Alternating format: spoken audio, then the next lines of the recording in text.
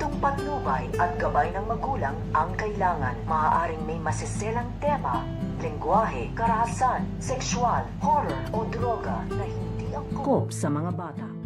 Sa pagdalaw nito nga ni Para dito nga sa kanyang ina na ito nga si Belen, ay dito na nga siya makakaisip ng kanyang babalakin upang makuha nga dito ito nga daw si Darius, dahil gagamitin na nga nito nga ni Para ito nga kanilang anak upang mapasunod nga dito ito nga daw si Darius at mapaalis na nga daw dito ito nga daw si Lucy. Kaya nga ito nga si Belen ay kinakabahan na naman ito sa mga pinaplano ng kanyang anak na ito nga si Para, dahil pag pumalpak na naman dito ito nga daw kanyang plano ay wala na nga daw sa kanyang tatanggap at baka makulong na nga rin daw siya ng tuluyan. Kaya nga ito nga si Para ay nagsasabi na nga ito dito nga sa kanyang ina na ito nga si Belen na wag nga daw itong mag-alala, dahil alam na nga dito kung paano nga na dito sisirain ang pamilya nito nga daw ni Lucy upang mapasa kanya nga daw dito ito nga daw si Darius at ito nga daw si Jessica, at pati na nga dito ito nga daw kanyang pinagbubuntis. So makakaabangan nga natin dito